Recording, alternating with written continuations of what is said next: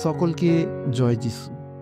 আজকের বাইবেলের বাক্য ঈশ্বরের প্রেমের সবচেয়ে বড় ঘোষণা। আজকে ঈশ্বরের বাক্য যোহন তার 3 অধ্যায় 16 পদ। ঈশ্বরের বাক্য বলে, ঈশ্বর মানুষকে এত ভালোবাসলেন যে তার একমাত্র পুত্রকে তিনি দান করলেন, যেন যে কেউ সেই পুত্রের ওপর বিশ্বাস করে সে বিনষ্ট না হয়, কিন্তু অনন্ত জীবন পায়।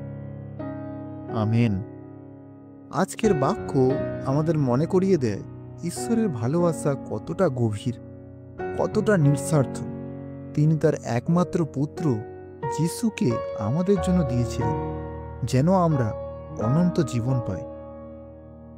বন্ধু, তুমি হয়তো একা মনে করছো নিজেকে, কিন্তু ঈশ্বর তোমাকে এতটাই ভালোবাসেন যে তিনি স্বর্গের সবচেয়ে বড় উপহারটি তোমার জন্য উৎসর্গ করেছেন। আজ আসুন আমরা সেই প্রেমের প্রতি বিশ্বাস রাখি।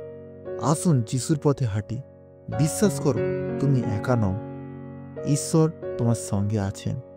আজ একটু থেমে ভাবো, এই প্রেমের বদলে তুমি কি দেবে? বিশ্বাস করো, ঈশ্বর তোমার অপেক্ষায় আছেন।